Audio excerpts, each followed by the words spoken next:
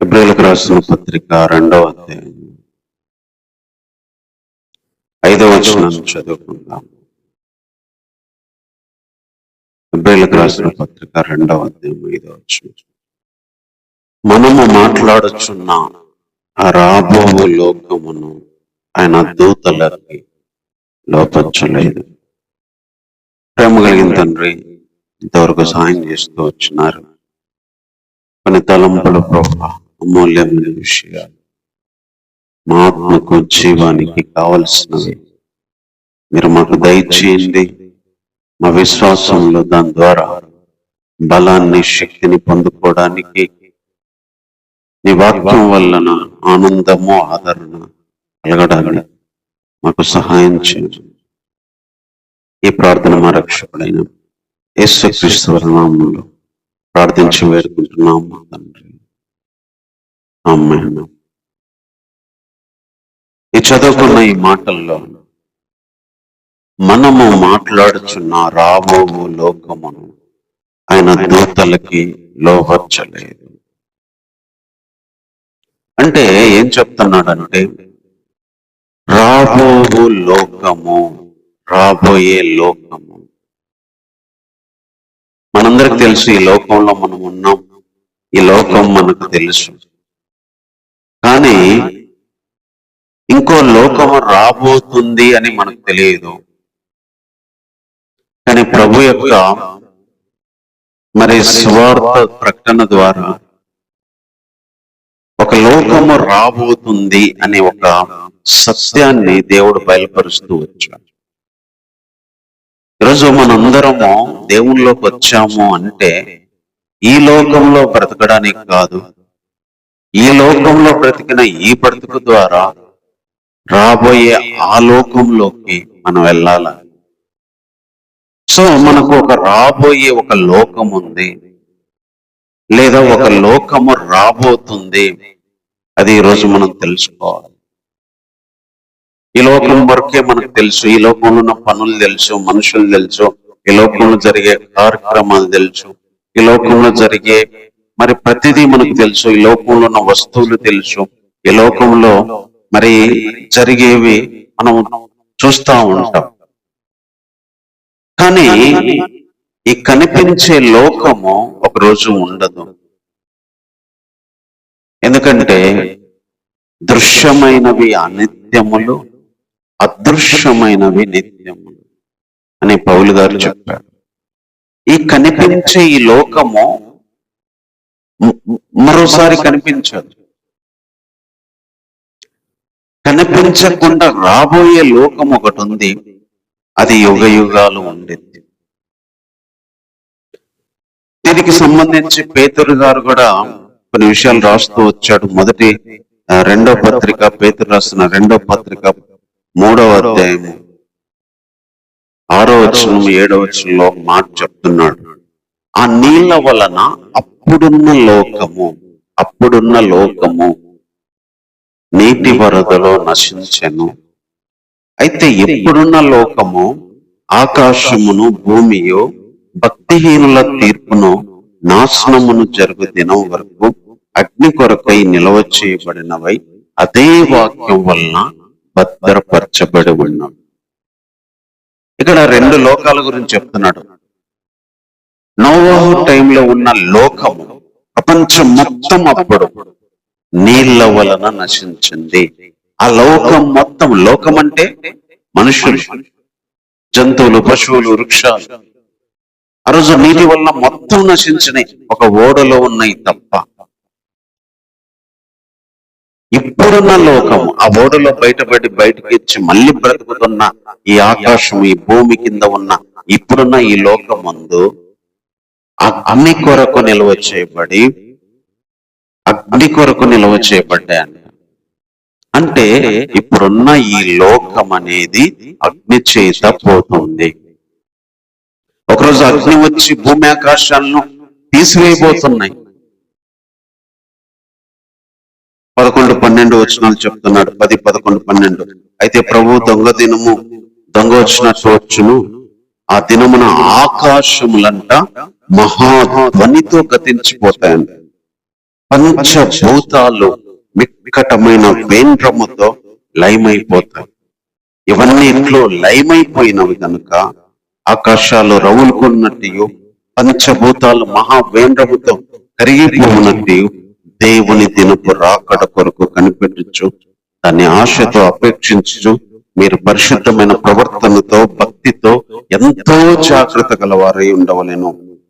అయినా మనం ఆయన వాగ్దానాన్ని బట్టి క్రొత్త ఆకాశము క్రొత్త భూమి కొరకు కనిపెట్టుచున్నాం. అంటే కొత్త లోకం కోసం కనిపెడుతున్నాం.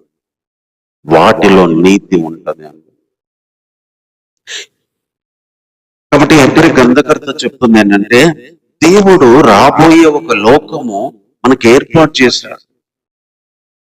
అప్పుడున్న లోకము నీటి వరదలో నశించింది. ఇప్పుడున్న లోకము అగ్నితో నాశనం చేయబడబోతుంది. ఈ భూమి ఆకాశం పంచభూతాలు నిక్కటమైన వేంద్రాలతో లయమైపోతున్నాయి. ఈ లోకమంతా తీసేయబోతున్నాడు దేవుడు.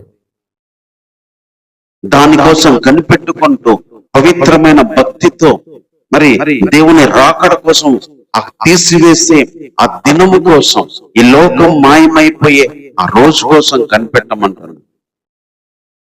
కనిపెట్టమని చెప్తూనే మనకు ఒక వాగ్దానం ఉంది. అదేంటంటే ఇంకొక లోకం, అంటే కొత్త ఆకాశము, కొత్త భూమి, కొత్త మనుషులు, కొత్త లోకం.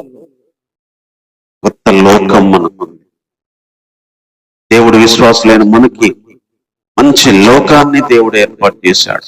కొత్త లోకం మనకుంది, రాబోయే లోకం.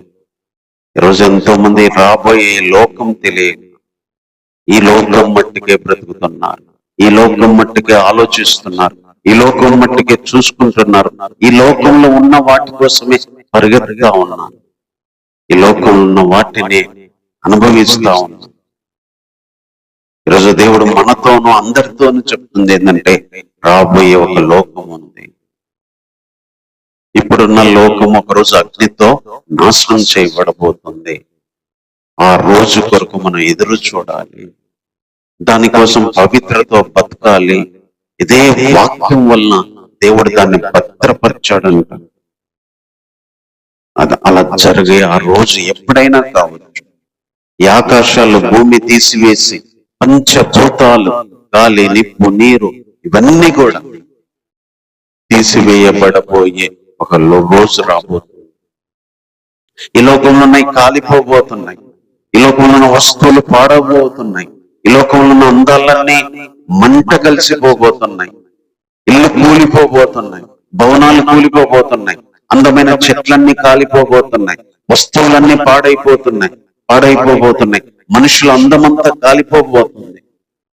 ఈరోజు ఈ లోకంలో ఏది మనదని, లేకపోతే దేనికోసం మనం ప్రయాసపడుతున్నాము, అదంతా ఒక రోజు ఉండదు. ఈరోజు ఈ లోకంలో ఏది లేకపోయినా ఇంకొక లోకం కోసం కనిపెట్టే వాళ్ళకి ఒక మంచి ఆకాశం, ఒక మంచి భూమి కలిగిన లోకం దేవుడు ఇచ్చాడు. అందమైన లోకాన్ని దేవుడు సృష్టించాడు. నీతి కలిగిన లోకాన్ని దేవుడు ముందు ఇవ్వబోతున్నాడు. దానికోసం ఈ లోకంలో శ్రమైన, హింసైన, ఇబ్బంది అయినా, ఏమి లేకపోయినా, అన్ని కోల్పోయినా, లోకపరంగా ఏమీ గతించిపోయినా, శరీరం కృషించిపోయినా, లోక సంబంధమైన వస్తువులు, మనుషులు అన్ని కోల్పోయినా బాధ లేదు. ఎందుకంటే ఈ లోకానికి సంబంధించినవి ఏవి మనతో రావు, ఈవెన్ మన శరీరంతో సహా. ఎందుకంటే మనకు రాబోయే మరో లోకం ఉంది. ఆ లోకంలో సృష్టి వేరు, ఆ లోకంలో ఉండే శరీరం వేరు, ఆ లోకంలో ఉండే జీవం వేరు. మన విశ్వాస నిరీక్షణలో ఇదొక ప్రాముఖ్యమైన విషయం ఏంటంటే మనకు ఒక రాబోయే లోకం ఉంది. దాని కొరకు మనం ఎదురు చూడాలి. దాని కొరకు మన ఆశతో కనిపెట్టుకోవాలి. ఈ అవగాహన ఎప్పుడు మన మనసులో మెదులుతా ఉండాలి. రాబోయే ఒక లోకం నాకు ఉంది. ఈ లోకంలో ఏమీ లేకపోయినా ఆ లోకం కోసం కనిపెట్టుకుంటాం. అందుకే ఎబ్రీ పత్రికలనే భక్తులందరి కోసం, ఆ లోకం కోసం, ఆ రాజ్యం కోసం వాళ్ళు ఎదురు చూసి విశ్వాసంతో మృతి పొందారని. అట్టి వారికి ఈ లోకము యోగ్యమైనది కాదు అని 11వ అధ్యాయం చివరిలో చెప్తాడు. శ్రమలు అనుభవించారు, ఇబ్బందులు అనుభవించారు. అలాంటి వాళ్ళకి ఈ లోకము యోగ్యమైంది కాదు. ఎంత మంచి మాట అది. ఈ లోకం వాళ్ళకి యోగ్యమైనది కాదు. అట్టి వారికి ఈ లోకం యోగ్యమైంది కాదు. రంపాలతో కోయబడ్డారు, కొట్టబడ్డారు, చంపబడ్డారు, హింసించబడ్డారు, సొరంగాల్లో, కొండల్లో, గుహల్లో బతికారు. ఎంతో మంది యేసు ప్రభు ఇవ్వబోయే ఆ లోకం కోసం ఈ లోకంలో దరిద్రులుగా, అవమానపరచబడిన వాళ్ళుగా, బాధపడిన వాళ్ళుగా, పారిపోయే వాళ్ళుగా, ఎన్ని బాధలు పడిన వారుగా బ్రతికారు. ఎందుకంటే ఈ లోకం యోగ్యమైంది కాదు. మరి ఏ లోకం యోగ్యమైందంటే రాబోయే లోకము అలాంటి వాళ్ళకి యోగ్యం. వాళ్ళకి అలాంటి ఒక రాబోయే లోకాన్ని దేవుడు ఇచ్చాడు. రాబోయే లోకాన్ని దేవుడు ఏర్పాటు చేశాడు. అలా ఆ రాబోయే లోకం కోసము ప్రవక్తలు, అపోస్తలులు, భక్తులు, యేసు ప్రభు సహా ఈ లోకంలో ఏది ఆశించకుండా, ఈ లోకానికి సంబంధించి ఏది ప్రేమించకుండా, ఈ లోకంలో ఏది కోరుకోకుండా, ఈ లోకానికి సంబంధించి ఏమున్నా లేకపోయినా వాళ్ళు ఆ లోకం కోసం బతికారు. అలాంటి వాళ్ళకి ఈ లోకం యోగ్యమైంది కాదు, ఆ లోకము వాళ్ళకి యోగ్యమైంది. దానికి వాళ్ళకి అర్హత ఉంది. అది వాళ్లకు ఉండడానికి మహా ఆనందం కలిగించే స్వాస్థ్యం. అని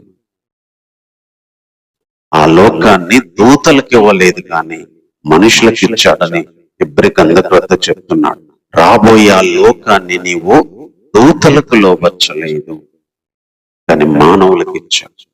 అందుకైనా సువార్త ద్వారా పిలుస్తున్నాడు.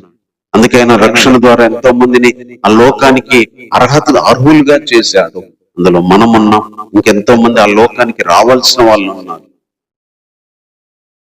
కాబట్టి ఈరోజు రక్షించబడవలసిన వాళ్ళు ఇంకా ఎవరున్నా కానీ వాళ్ళు ఆ లోకానికి దేవుడు పిలుస్తున్నాడు. ఆ లోకం మనకు ఉంది, ఆ లోకం మనకు రావాలి అని దేవుడు కోరుతున్నాడు. ఆ లోకం మనం పొందాలని ఆయన ఈ లోకానికి వచ్చాడు. మనల్ని ఆ లోకానికి తీసుకెళ్ళడానికి ఈ లోకానికి వచ్చాడు. మనం ఆయన లోకంలో ఉండడానికి ఆయన ఈ లోకంలోకి వచ్చి ఈ లోకాన్ని తీసివేయబోతున్నాడు. ఇవన్నీ ఎంత అద్భుతమైన విషయాలు ఆలోచిస్తుంటే, ఊహించుకుంటే. దేవుడు ఆ లోకంలో మనం ఉండాలని కోరుకున్నాడు. మనం ఈ లోకంలో ఉండాలి. ఆ లోకంలో ఉన్నవి శాశ్వతమైనవి.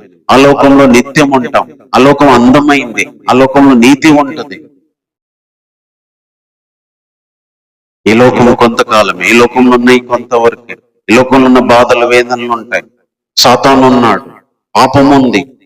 ఇవి లేని ఆ లోకంలో ఉండాలి. అందుకే రాబోయే లోకము ఒకటి ఉంది. ఇది మనం తెలుసుకోవాల్సిన విషయం. ఇంకా తర్వాత ఇంకొక మాట చెప్తున్నాడు ఇక్కడే.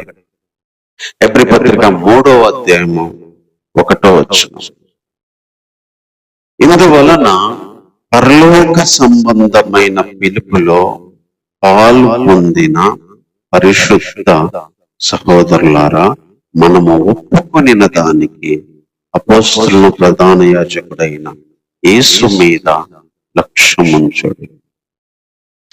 ఇక్కడ రెండో విషయం ఏం చెప్తున్నాడంటే, పరలోక సంబంధమైన పిలుపు ఉంది. పరలోకానికి సంబంధించిన పిలుపు. లోకపరంగా కొంతమంది పెద్ద పెద్ద బిజినెస్ మ్యాన్లు, పెద్ద పెద్ద సెలబ్రిటీలు, విఐపీల పెళ్లిళ్ళకి అందరికీ పిలుపులు ఉండవు. ఎవరికైతే ఆ కార్డు ఉంటుందో, ఆ పిలుపు ఉంటుందో వాళ్ళకి అందులో అర్హత ఉంటుంది. అలాగే దేవుడంట పరలోకానికి సంబంధించి ఒక పిలుపు పిలిచాడు. ఒక పిలుపుతో మనల్ని పాలివారుగా చేశాడు. ఈ పరలోకానికి సంబంధించిన పిలుపును పొందిన వాళ్ళు చాలా మంది ఉన్నారు. అందులో మనము కూడా ఉన్నాం. అదే చెప్తున్నాడు, పరలోకానికి సంబంధించిన పిలుపులో పాలు పొందిన పరిశుద్ధ ప్రవక్తలారు, సహోదరులారా. ఈరోజు ఎంతో మంది ఈ పిలుపు అందుకొని ఈ పిలుపులోకి వచ్చిన వాళ్ళు ఉన్నారు. ఈ పిలుపు పరలోకానికి సంబంధించింది. ఈ పిలుపు దేవుని మహిమకు సంబంధించింది. దేవుడు పిలుచుకున్నాడు, దేవుడు ఏర్పరచుకున్నాడు. పిలుపు పరిశుద్ధమైన పిలుపు, పరలోక సంబంధమైన పిలుపు. ఈ లోకంలో ఏదో భోజనానికి పిలవాలి ఆయన, ఈ లోకంలో ఉన్న పార్టీకి కాదు, ఒక రోజు 2 రోజులు ఉండే ఆనందం కోసం కాదు, పరలోకానికి సంబంధించిన పిలుపు. అందులో మొదటి విషయం ఏంటంటే ఆ పిలుపు చాలా విలువైంది. పరలోకానికి సంబంధించి పిలుపు పొందిన ప్రతి ఒక్కరూ చాలా విలువైన వాళ్ళు. దేవుడే స్వయంగా పరలోకానికి పిలిచి ఆయన పిలుపు, పరలోకంలో ఆయన పక్కన ఉండే ఆ పిలుపు ఎంతో విలువైంది. అలాంటి పిలుపు అందుకున్న పరిశుద్ధులు విలువైన వాళ్ళు. ఈరోజు ఇంకా ఎవరైనా అలాంటి పిలుపు లేకుండా బ్రతుకుతుంటే ఆయన పిలుస్తున్నాడు. ఆయన పిలుపు అందరికీ, ఇక్కడ స్పెషల్ పీపుల్స్ ఎవరు లేరు.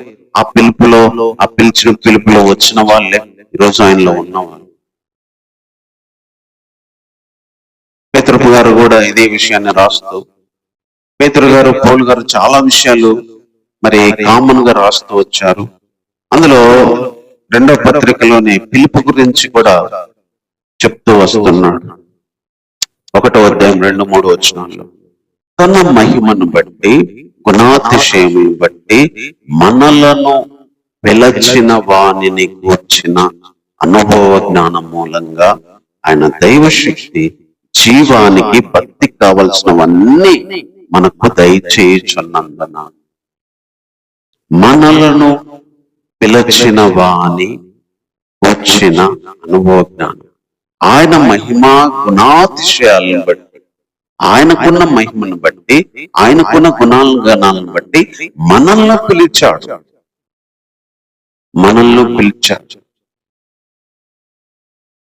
ఆయన పిలుపు పరలోక సంబంధమైన పిలుపుతో పిలిచాడు.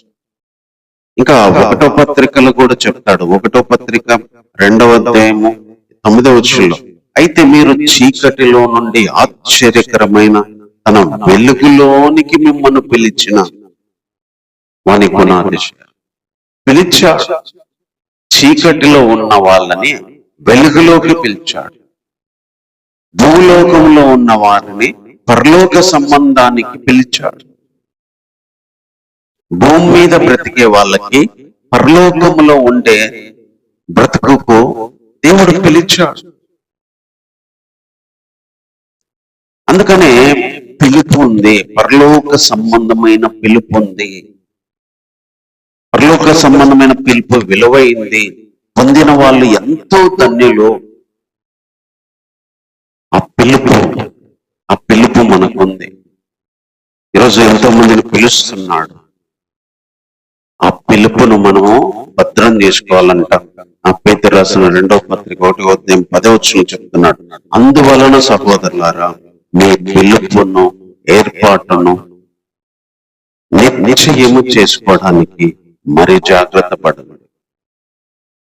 పిలుపు, ఏర్పాటు మనము కన్ఫర్మ్ చేసుకోవాలి. పిలిచారు, పిలిచిన దాన్ని మనము వెళ్ళి కాపాడుకోవచ్చు. ఆ పిలిస్తే పిలిచాడని పక్కన పడేయచ్చు. ఈ పిలుపును, ఏర్పాటును మనము కన్ఫర్మ్ చేసుకోవాలి. ఆయన పిలిచాడు, దాన్ని నిశ్చయం చేసుకోవడానికి మరీ జాగ్రత్త పడమన్నాడు. ఈ పిలుపు విలువైంది. ఆ రోజు యేసు ప్రభు కూడా విందు చేసి చాలా మందిని పిలిస్తే వాళ్ళు రాలేదు. దేవుడి పిలుపు విలువైంది, పరలోక సంబంధమైన పిలుపు విలువైంది. దాన్ని భద్రం చేసుకోవాలి, దాన్ని నిశ్చయం చేసుకోవాలి. ఆ పిలిచాలే పరలోకం ఉంది అనుకుంటే సరిపోదు.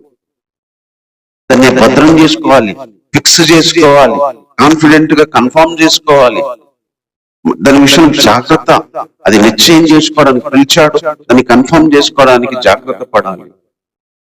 దానికోసం మనం ఏం చేయాలో చెప్తున్నాడు. 4వ వచనం కానుంచి, మహిమా గుణాతిశయాలను బట్టి ఆయన అమూల్యమైన అత్యధికమైన వాగ్దానాలను అనుగ్రహించాడు. దురాశలను అనుసరించడం వల్ల లోకముందున్న భ్రష్టత్వాన్ని తప్పించుకొని, ఈ వాగ్దానం మూలంగా మీరు తప్పించుకొని దేవ స్వభావమునందు పాలివారగునట్లు అనుగ్రహించాను. ఏదు చేత మీ మట్టుకు మీరు పూర్ణ జాగ్రత్త గలవారు, మీ విశ్వాసమందు సద్గుణాన్ని, సద్గుణమందు జ్ఞానాన్ని, జ్ఞానము యందు ఆశ నిగ్రహాన్ని, ఆశ నిగ్రహం యందు సహనాన్ని, సహనాను యందు భక్తిని, భక్తి యందు సహోదర ప్రేమని, సహోదర ప్రేమ యందు దయను అమర్చుకోండి. ఇవి మీకు కలిగి విస్తరించిన ఎడల అవి మన ప్రభు అయిన యేసుక్రీస్తును కూర్చిన అనుభవ జ్ఞాన విషయంలో మిమ్మల్ని సోమరులైన నిష్ఫలులైన కాకుండా చేయును. అదే ఇవి ఎవరికి లేకపోవను వాడు తన పూర్వ పాపాలకి శుద్ధి కలిగిన సంగతి మర్చిపోయి కొద్దివాడు దురదృష్టి లేని వాడు అవుతాడు. అందువల్ల నా సహోదరులారా, మీ పిలుపు ఏర్పాటు నిశ్చయం చేసుకోవడానికి జాగ్రత్త పడండి.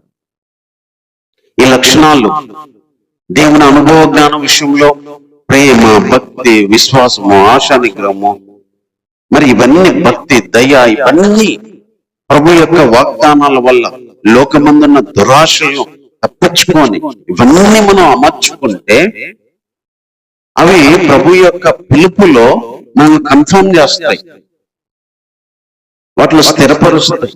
అదే అవి లేకపోతే ఆ పాపాలకు శుద్ధి కలిగిన సంగతి కూడా మర్చిపోయి పిలుపును పోగొట్టుకునే పరిస్థితి ఉంటది. పిలిచాడు, పిలిచిన వాళ్ళందరూ వచ్చారా? పిలిచిన వాళ్ళందరూ కాపాడుకున్నారా అంటే లేదు.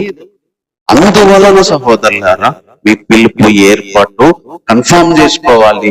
ఈ లక్షణాల ద్వారా, ఈ విషయాల ద్వారా పిలుపును మనం జాగ్రత్త చేసుకోవాలి. అందుకే భక్తిలో దేవుని లక్షణాలు, దేవుని స్వభావము, దేవుని యొక్క అనుభవ జ్ఞానాలు, దేవుని యొక్క ఆ సుగుణాలు, ఆ గుణాతిశయాలు ఇవన్నీ మనకు రావాలి. చెప్తున్నాడు, జ్ఞానము, ఆశా నిగ్రహము, సహనము, భక్తి, సహోదర ప్రేమ, ఇవన్నీ అమర్చుకోండి. ఒక ఇల్లు కట్టేటప్పుడు ఎట్లా అమరుస్తాడో మీ జీవితాలకు తెచ్చి పెట్టుకోమని చెప్తున్నాడు. అప్పుడు మన పిలుపు నిశ్చయమైంది. పరలోక సంబంధమైన పిలుపు మనం కాపాడుకుంటాం. కాబట్టి దేవుని పిలుపు ఉంది. ఆ పిలుపులో పాల్పొందిన వాళ్ళు ధన్యులు. అందుకే గొర్రెపిల్ల పెళ్లి ఎందుకో పిలువబడిన వాళ్ళు ధన్యులు అన్నాడు ప్రకటన గ్రంథం. ఆ పిలుపు విలువైంది. ఆ పిలుపు అందరికీ ఇచ్చాడు ప్రభు. ఆ పిలుపులో భేదాభిప్రాయాలు లేవు. ఘోర పాపి నుంచి 1-2 పాపాలు చేసిన నీతిమంతుడైనా సరే అందరికీ సమానంగా పిలుపు ఇచ్చాడు. అందరికీ పిలుపు ఉంది. అందరు వెళ్ళడానికి అవకాశం ఉంది. ఉచితంగా పిలిచాడు, ఫ్రీగా పిలిచాడు. ఆ పిలుపు మనం జాగ్రత్త చేసుకోవాలి. పిలుపు విన్న మనము దాన్ని మరీ నిశ్చయం చేసుకోగలగాలి. ఇంకా పిలుపు అందని వాళ్ళు ఈరోజు ఆ పిలుపులోకి రావాలి. అదే దేవుడు చెప్తుంది. తర్వాత ఇంకొక మాట చూసుకున్నాం. హెబ్రీయులకు రాసిన పత్రిక 4వ అధ్యాయము 1వ వచనం. హెబ్రీయులకు రాసిన పత్రిక 4వ అధ్యాయం 1వ వచనం. ఆయన యొక్క విశ్రాంతిలో ప్రవేశించుతామనే వాగ్దానము వారికి ఇంకా నిలిచి ఉండగా మీలో ఎవడైనా ఒకవేళ ఆ వాగ్దానం పొందకుండా తప్పిపోనేమో అనే భయము కలిగి ఆయన యొక్క విశ్రాంతి పొందుదమో లేదా ప్రవేశించుదమో అనే ఒక వాగ్దానము. మొదటి విషయము, రాబోయే ఒక లోకం ఉందని చూసాం. పరలోకానికి సంబంధించిన ఒక పిలుపు ఉందని చూసాం. ఇంకా 3వ విషయం ఏంటంటే ఆయన యొక్క విశ్రాంతిలో ప్రవేశిస్తాము. అంటే ఆయన యొక్క విశ్రాంతి మనకుంది. దేవుని యొక్క విశ్రాంతి, అందులో ప్రవేశిస్తాము అనే వాగ్దానం ఉంది. ఒకవేళ మనం అది పొందకుండా తప్పిపోతామో అనే భయము కలిగి ఉందామన్నాడు. దానికి ఎగ్జాంపుల్ గా 4వ వచనంలో చెప్తున్నాడు. ఆయన విశ్రాంతిలో ప్రవేశిస్తున్నాము. దేవుడు 7వ దినమున తన కార్యములన్నిటినీ ముగించి విశ్రమించెను. దేవుడికి కూడా తన కార్యాలన్నీ ముగించి విశ్రాంతి తీసుకున్నాడంట. ఆ రోజులో సృష్టి అంతా చేసి 7వ రోజు విశ్రాంతి తీసుకున్నాడు. ఇది కాకుండా 5వ వచనంలో వాళ్ళు నా విశ్రాంతిలో ప్రవేశింపరని చెప్పాడు. అంటే కొంతమంది నా విశ్రాంతిలోకి రారు అని చెప్పాడు. మరి కొంతమంది నా విశ్రాంతిలోకి వస్తారు అని చెప్తున్నాడు. 9వ వచనంగా ఒక మాట ముందుకేసి ఏమంటాడంటే, దేవుని ప్రజలకి విశ్రాంతి నిలిచి ఉందంట. విశ్రాంతి వెయిట్ చేస్తుందంట దేవుని ప్రజలకి. దేవుడిచ్చిన అమూల్యమైన వాగ్దానంలో ఇది మన జీవితానికి ముగింపింది. నిత్య విశ్రాంతి. దేవుని ప్రజలకు విశ్రాంతి ఉంది. దేవుని యొక్క విశ్రాంతిలో ప్రవేశిస్తాము. దేవుడు 7 రోజులు 6 రోజులు పనిచేసి 7వ రోజు విశ్రాంతి తీసుకున్నాడు. కొంతమంది విశ్రాంతిలో ప్రవేశించలేదు, మరి కొంతమంది ప్రవేశిస్తారు. కాబట్టి అవిధేయత వల్ల వాళ్ళు విశ్రాంతిలో ప్రవేశించకుండా పడిపోయినట్టు ఆ విశ్రాంతిలో ప్రవేశించడానికి జాగ్రత్త పడదామని 11వ వచనం చెప్తూ వచ్చాడు. ఆ విశ్రాంతిలో ప్రవేశించడానికి జాగ్రత్త పడదాం. 10వ వచనంలో కూడా చెప్తాడు, దేవుడు తన కార్యాలు ముగించి విశ్రమించిన ప్రకారము ఆయన విశ్రాంతిలో ప్రవేశించిన వాడు కూడా తన కార్యాలు ముగించి విశ్రమించు. మానవుని యొక్క జీవితం యొక్క ఫైనల్ కన్క్లూజన్ ఇక్కడ. ఈ భూమి మీద ఉన్న కార్యములను విశ్రమించి, ఈ జీవితానికి ఉన్న పనులన్నీ విశ్రమించి నిత్య విశ్రాంతిలోకి వెళ్ళడం. విశ్రాంతి నిలిచి ఉంది. విశ్రాంతిలోకి వెళ్ళకుండా కొంతమంది తప్పిపోయారు. కానీ మనం తప్పిపోకుండా విశ్రాంతిలోకి ప్రవేశించడానికి జాగ్రత్త కలిగి ఉందాం. దేవుడు విశ్రాంతి తీసుకున్నట్టు మనం విశ్రాంతి తీసుకోబోతాం. ఏ 6 రోజులు ఆయన సృష్టి చేశాడు, ఈ రోజు వరకు ఆయన విశ్రాంతిలో ఉన్నాడు. అలాగే భూమి మీద 60-70 ఏళ్ళ 100 జీవితం మన కార్యములు, మన జీవితానికి సంబంధించిన పనులు చేసుకొని తరువాతగా యుగ యుగాలు, కోట్ల సంవత్సరాలు విశ్రాంతిలోకి వెళ్తాం. విశ్రాంతి నిలుస్తూ ఉంది. విశ్రాంతిలోకి అందరూ వెళ్ళలేదు. మోషే వాళ్ళకు విశ్రాంతి ఇవ్వలేదు, యెహోషువ వాళ్ళకు విశ్రాంతి ఇవ్వలేదు. పరలోకానికి సంబంధించింది విశ్రాంతి. ఇది దేవుడు అనుభవించే విశ్రాంతి. ఇది మనిషిని యొక్క ప్రతి కార్యానికి ముగింపు. ఈ విశ్రాంతి ఆయన యొక్క విశ్రాంతి. రెస్ట్. కొన్ని చోట్ల మనకు రాస్తారు విశ్రాంతి తీసుకునే స్థలము అని, రెస్ట్ తీసుకునే ప్లేస్. ఈ లోకంలో ఉన్న బాధలకి, శ్రమలకి, పాప పోరాటాలకి, లోకానికి సంబంధించిన ప్రతి పనికి ఒకరోజు విరమణ ఉంది, ముగింపు ఉంది, విశ్రాంతి ఉంది, రెస్ట్ ఉంది. దేవుడు అది మన కొరకు ఏర్పాటు చేశాడు. దేవుడు అది మనకి ఇవ్వడానికి ఒక శుభప్రదమైన వాగ్దానం చేశాడు. కాబట్టి ఆయన రాబోయే ఒక లోకాన్ని ఇచ్చాడు. పరలోకానికి సంబంధించి పిలుపుని ఇచ్చాడు. ఆయన యొక్క నిత్య విశ్రాంతి. అందుకే చనిపోయిన ప్రతి ఒక్కరూ తన కార్యాలు ముగించి విశ్రాంతిలోకి వెళ్తున్నారనే మాటను ప్రకటన గ్రంథంలో చెప్తూ వచ్చాడు. దేవుడు విశ్రాంతికి తీసుకున్నట్టు మనం విశ్రాంతి హాయిగా ఉండిద్ది. విశ్రాంతి ఆనందంగా ఉంటది. విశ్రాంతి తీసుకునేటప్పుడు మనం సంతోషంగా ఉంటాం. అలాంటి విశ్రాంతి, ఏ పని చేయకుండా, ఏ పాపంతో పోరాడకుండా, ఏ శ్రమలు శోధనలతో జీవించకుండా, ఏ విషయాలతో మనము మరి లోకానికి సంబంధించి మరి అటు ఇటు పోట్లాడకుండా, ఆటుపోటలు అవమానాలతో మరి జీవించకుండా, ఎవరితో ఏదీ లేకుండా నిత్య విశ్రాంతి, శాశ్వత విశ్రాంతి దేవుడు మన కొరకు ఏర్పాటు చేశాడు. కాబట్టి ప్రార్థన చేసుకుందాం. దేవుడు మనకిచ్చిన ఈ తలంపులను బట్టి 10 నిమిషాలు ప్రార్థన చేసుకుందాం.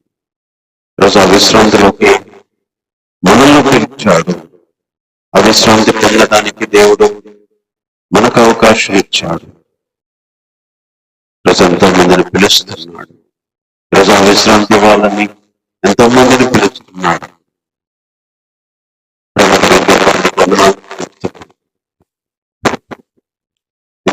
కాపాడి ఎవరిలో సాయం చేసినందుకే వందనాలు. మీరు చూపిస్తున్నందుకే వందనాలు. మీరు నడిపించినందుకే వందనాలు ప్రభా. ఆరాధనలో బలలో సాయం చేసి విశ్వాసానికి సంబంధించి మీరు ఇచ్చిన అమూల్యమైన మాటల కొరకై వందనాలు ప్రభా. రాబోయే ఒక లోకం ఉంది, ఈ లోకం నశించిపోబోతుంది. ఆ లోకం కోసం మేము కనిపెట్టుకోవాలి. పరలోకానికి సంబంధించిన పిలుపు ఉంది, అందులో మమ్మల్ని మీరు పిలిచారు. అందులో ఆ పిలుపుని నిశ్చయం చేసుకోవడానికి కావలసిన గుణగణాలన్నీ మేము కలిగి దాన్ని ప్రభావం పొందుకోవాలి. నీ శాశ్వత విశ్రాంతి ఉంది, అది శాశ్వతమైంది ప్రభా. మానవులందరికీ అల్టిమేట్ గా అది మీరు ఇవ్వాలనుకున్నారు ప్రభా. ఆ విశ్రాంతి నాకు మాకు అందరికీ పొందుకోవడానికి సంబంధించి తోడుగా ఉన్నందుకు వందనాలు ప్రభా. వాక్యాన్ని మన ఫలింపొచ్చి వారు మందు తోడుగా ఉండండి. సకల పరిశుద్ధులను విశ్వాసులను నీ యొక్క పిలుపులో లోకంలో నీ విశ్వాసంలో ఉంచండి. ఇంకెంతో మంది ప్రభా ఆ లోకానికి ఆ పిలుపులో ఆ రాజ్యానికి రాలేని స్థితిలో ఉన్నారు ప్రభా. వారిని ప్రభా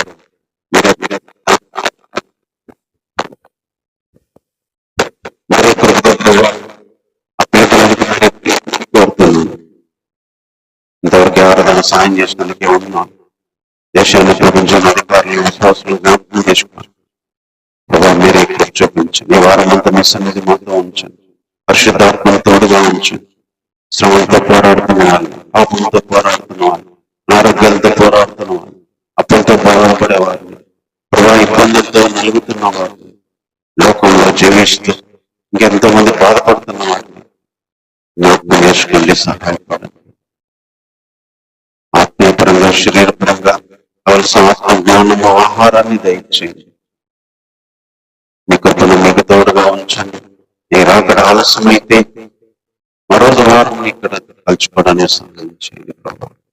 అన్ని విషయాలు మీరు ఇక్కడ చూపిస్తున్నామని కోరుకుంటూ ఈ ప్రార్థన మా రక్షకుడైన యేసుక్రీస్తు వారి నామంలోనే ప్రార్థించి వేడుకుంటున్నాము తండ్రి. దేవం ప్రేమ ఆయన కుమారుడు రక్షకుడైన యేసుక్రీస్తు వారి కృప పరిశుద్ధాత్మ సహవాసము సన్నిధి లోకంలో పిలుపులు ఆ విశ్రాంతిలో ప్రవేశించడానికి మనకు సార్వత్రిక సంఘానికి లోకంలో ప్రతి ఒక్కరికి తోడైన నడిపించును గాక. ఆమేన్. అందరికీ వందనాలు.